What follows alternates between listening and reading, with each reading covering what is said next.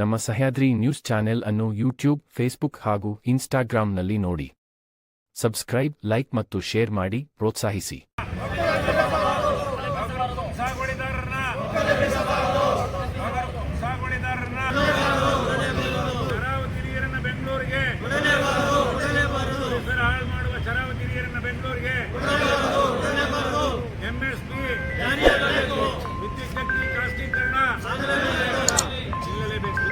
ಖಾಸಗೀಕರಣ, ಸೆಟ್ಗಳಿಗೆ ಆಧಾರ್ ಕಾರ್ಡ್, ಅತಿವೃಷ್ಟಿ ಮಳೆ ಹಾನಿಯಿಂದ ಬೆಳೆ ಪರಿಹಾರ, ಅತಿವೃಷ್ಟಿ ಮಳೆ ಹಾನಿಗೆ ಬೆಳೆ ಪರಿಹಾರ.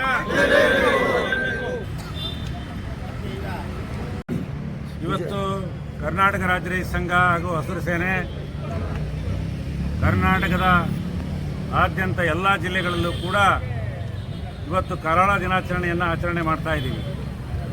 ಉದ್ದೇಶ, ಕೇಂದ್ರ ಮತ್ತು ರಾಜ್ಯ ಸರ್ಕಾರಗಳು ಎರಡೂ ಸರ್ಕಾರಗಳು ರೈತನ ವಿರೋಧಿ ನಿಲುವನ್ನು ತಾಳ್ತಾ ಇದ್ದಾವೆ.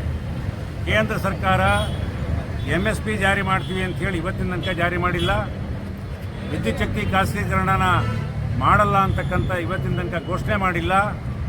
ಇವತ್ತು ನ್ಯಾಯಯುತವಾದಂಥ ಬೆಲೆಯನ್ನು ಕಾನೂನಾತ್ಮಕಗೊಳಿಸಿಲ್ಲ.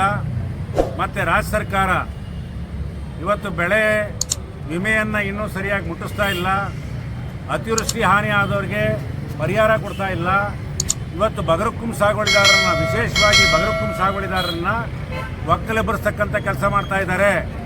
ಇವತ್ತು ಅರಣ್ಯ ಹೆಸರಿನಾಗೆ ಮೊದಲೆಲ್ಲ ಅರಣ್ಯ ಭೂಮಿ ಇರಲಿಲ್ಲ, ರೈತರನ್ನ ಒಕ್ಕಲೆಬ್ಬರಿಸಬಾರ್ದು ಅಂತ ಹೇಳಿದ್ರು ಸಹ ಇವತ್ತು ಒಕ್ಕಲೆಬ್ಬರಿಸ್ತಕ್ಕಂಥ ಕೆಲಸವನ್ನು ಮಾಡ್ತಾ ಇದ್ದಾರೆ.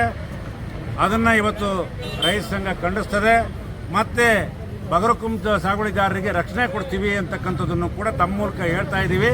ಸರ್ಕಾರ ಬಗರುಕುಂ ಸಾಗುವಳಿದಾರರನ್ನು ಒಕ್ಕಲೆಬ್ಬರಿಸಿದರೆ ಆ ಸರ್ಕಾರ ಮನೆಗೆ ಹೋಗಬೇಕಾಗತ್ತೆ. ಆಮೇಲೆ ಜಿಂದಾಲ್ಗೆ ಭಾರಿ ಅಗ್ಗದ ದರದಲ್ಲಿ ಏನು ಲೆಕ್ಕನೇ ಇಲ್ಲ, 1,22,000 15,000 ಎಲ್ಲೂ ಬೆಲೆ ಇಲ್ಲ. ಒಂದು ಸೈಟಿನ ಬೆಲೆ ಇಲ್ಲ. 1 ಎಕರೆನ 30 ಪೂರ್ತಿ ಅವ್ರಿಗೆ ಮಾರಾಟ ಮಾಡ್ತಾ ಇದ್ದಾರೆ ಜಿಂದಾಲ್ ಭೂಮಿಗೆ. ಅದನ್ನು ಸಂಪೂರ್ಣ ನಿಲ್ಲಿಸಬೇಕು. ನಾವು ಬೇಕಾದ್ರೆ ರೈತರು 25 ಲಕ್ಷ ರೂಪಾಯಿ ಎಕರೆ ಕೊಟ್ಟು ತಗೊಳ್ಳೋಕೆ ತಯಾರಿದ್ದೀವಿ. ಅವರು ಕೋರ್ಟ್ ಆರ್ಡರ್ ಅಂತ ಹೇಳ್ತಾರೆ. ಕೋರ್ಟ್ ಆರ್ಡರ್ ಏನಿಲ್ಲ. ಕೋರ್ಟ್ ಆರ್ಡರ್ ಬೆಲೆ ನಿಗದಿ ಮಾಡ್ತಕ್ಕಂಥ ಅಧಿಕಾರ ರಾಜ್ಯ ಸರ್ಕಾರ ಕೊಟ್ಟಿದೆ. ಆಮೇಲೆ ಮಲೆನಾಡಿನ ಪರಿಸರ ಹಾಳು ಮಾಡ್ತಕ್ಕಂಥ ಬಹಳಷ್ಟು ಯೋಜನೆಗಳು, ವಿದ್ಯುತ್ ಶಕ್ತಿ ಯೋಜನೆಗಳು, ಅಣೆಕಟ್ಟುಗಳು ಈಗಾಗಲೇ ಆಗಿದ್ದಾವೆ. ನಾಡಿಗೆ ಬೆಳಕು ಕೊಟ್ಟಿದ್ದಾರೆ. ಮತ್ತೆ ಪುನಃ ಬೆಂಗಳೂರಿಗೆ ಇಲ್ಲಿಂದ ಪರಿಸರ ಹಾಳು ಮಾಡಿಬಿಟ್ಟು ಇವತ್ತು ಮರ ಗಿಡವನ್ನು ನಾಶ ಮಾಡಿಬಿಟ್ಟು ಬೆಂಗಳೂರಿಗೆ ಹೋಗ್ತಕ್ಕಂಥ ಶರಾವತಿ ಯೋಜನೆಯೂ ಕೂಡ ಇವತ್ತು ಕರ್ನಾಟಕ ರಾಜ್ಯ ರೈತ ಸಂಘ ವಿರೋಧ ಮಾಡುತ್ತೆ. ಯಾವುದೇ ಕಾರಣಕ್ಕೂ ಶರಾವತಿ ಯೋಜನೆಯನ್ನು ತಗೊಂಡೋಗಬಾರ್ದು. ಬೆಂಗಳೂರಿಗೆ ವಿದ್ಯುತ್ ಶಕ್ತಿ ಖಾಸಗೀಕರಣ ಮಾಡಬಾರ್ದು. ಆಮೇಲೆ ಜಿಂದಾಲ್ಗೆ ಭೂಮಿ ಕೊಡಬಾರ್ದು. ಇವತ್ತು ಅತಿವೃಷ್ಟಿ ಅನಾವೃಷ್ಟಿಗೆ ಸರಿಯಾದಂಥ ಪರಿಹಾರ ಕೊಡಬೇಕು. ಬೆಳೆ ವಿಮೆಯನ್ನು ಸಂಪೂರ್ಣ ರೈತರ ಖಾತೆಗೆ ಜಮಾ ಆಗ್ತಕ್ಕಂಥದ್ದು ಮಾಡಬೇಕು. ಸರ್ಕಾರ ಇವತ್ತು ತುಂಗಾ ಲಿಫ್ಟ್ ಇರಿಗೇಷನ್ಗೆ ಹಣ ಕೊಟ್ಟಿಲ್ಲ ಅಂಥೇಳಿ ಮಳೆಗಾಲದಾಗೆ ಕೆರೆ ತುಂಬಿಸ್ತಕ್ಕಂಥದಕ್ಕೆ ವಿದ್ಯುತ್ ಶಕ್ತಿ ನಿಲ್ಲಿಸ್ತೀವಿ ಅಂತ ಹೇಳಿದ್ದಾರೆ. ಇವತ್ತು DC ಅವ್ರ ಹತ್ರ ಹೋಗಿ ಇವತ್ತು ಭೇಟಿ ಮಾಡಿದ್ದೀವಿ. ನಿಲ್ಸೋಕ್ಕಾಗಲ್ಲ ಅಂತ ಹೇಳಿದ್ರು. ಅಡಿಷನಲ್ DC ಅವ್ರು ಹೇಳಿದರು ನಮ್ಮ AC ಆಫೀಸಿಂದು 22 ಲಕ್ಷ ಇದೆ, ಕಟ್ಟಿಲ್ಲ ಸರ್ಕಾರ ಅಂತ. ಅಂದರೆ ಇವತ್ತು ಸರ್ಕಾರಿ ಕಚೇರಿಗಳಿಗೆ ಸಿದ್ದರಾಮಯ್ಯ ಸರ್ಕಾರ ಗ್ಯಾರಂಟಿ ಯೋಜನೆ ಕೊಡೋ ಹೆಸರಿನಲ್ಲಿ ಸರ್ಕಾರಿ ಕಚೇರಿಗಳಿಗೆ ಇವತ್ತು ವಿದ್ಯುತ್ ಶಕ್ತಿ ಕಟ್ಟಕ್ಕೆ ಸಾಧ್ಯ ಆಗದೇ ಇರತಕ್ಕಂಥ ಪರಿಸ್ಥಿತಿ ಬಂದಿದೆ. ಇವತ್ತು KSRTC ಬಸ್ ನಡೆಸದೇ ಇರತಕ್ಕಂಥ ಬಂದಿದೆ. ಮೆಸ್ಕಾಂ ಕಂಪನಿಗಳು ವಿದ್ಯುತ್ ಶಕ್ತಿ ಕೊಡಕ್ಕೆ ಆಗಲೇ ಇರದಂಥ ಸ್ಥಿತಿ ಬಂದಿದ್ದಾವೆ. ಇವತ್ತು ಸರ್ಕಾರಿ ನೌಕರಿ ಸಂಬಳ ಕೊಡೋಕ್ಕಾಗದೇ ಇದ್ದಂಥ ಸ್ಥಿತಿ ಬಂದಿದ್ದಾವೆ.